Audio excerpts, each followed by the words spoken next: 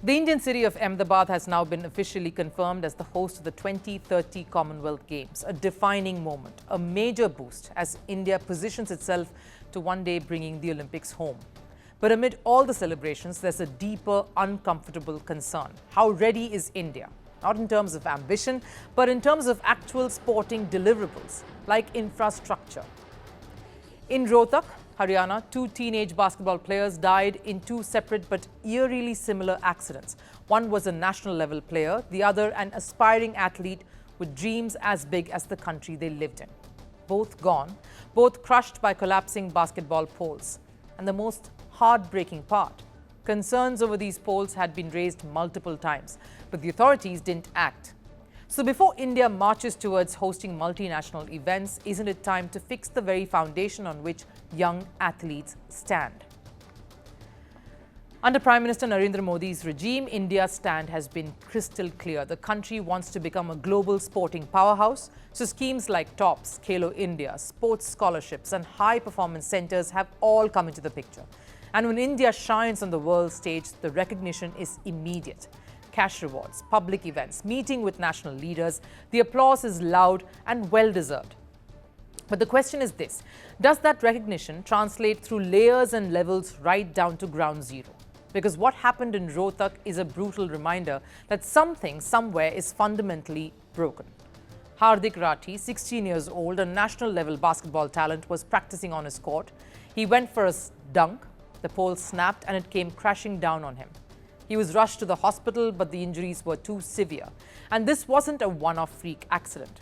Just 48 hours earlier, Aman, another young player, died the very same way. Another pole, another collapse.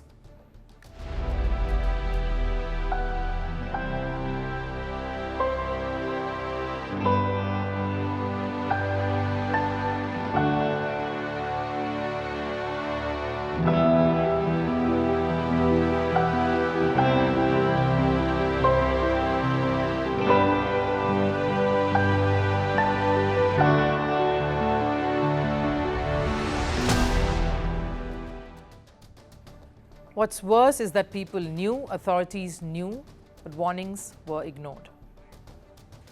After repeated requests, the basketball equipment, including the poles, were not provided. His younger brother Pratik too is a national level player. How should I convince my wife Nirmala to send Pratik to train at the same court? How do I send my younger son back to that same court? It's a painful question a father asks, and that's not just his fear. It's the fear of every parent who sends their children to a training ground, believing it's that safe space. Yes, India is rising. Yes, athletes are inspiring a new generation, but incidents like these pull the country 2 steps back for every 1 step they take. Because if negligence, even at the lowest levels, continues, how will India ever grow into the sporting nation it dreams to be? Not too long ago, India hosted the World Para-Athletics Championships in the capital. 2 foreign coaches were bitten by stray dogs inside the venue at an international event, inside a world-class facility. There was no security, no maintenance, no accountability.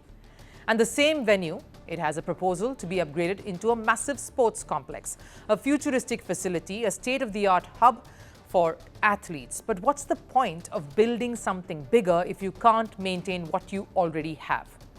And this is precisely where India struggles today. Not in ambition, not in talent, but in maintenance, accountability and continuity. The deaths of these 2 teenage players should be a reminder, a harsh warning that while India is eyeing multiple mega sporting events, there is still so much groundwork left to be done.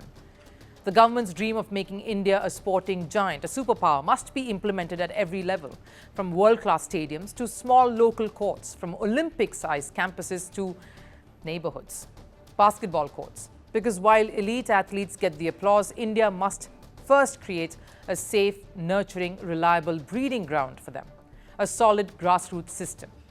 Because hosting events alone doesn't make you a sporting powerhouse, winning them does. But you can only win when you're willing to protect and develop the athletes who will one day compete on those very grand stages. So as India celebrates the Commonwealth Games 2030 announcement, let this not just be a moment of pride for everyone, but also one of reflection, a moment to ask, are we building stadiums or are we truly building a sporting ecosystem? I wore the crown of a revolutionary. I promised to lift my nation. I claimed to fight imperialism. I became the very thing I warned against. I funded militias across continents. I feared my own shadow. Some called me the King of Kings. History calls me something else. The dictator. Who am I?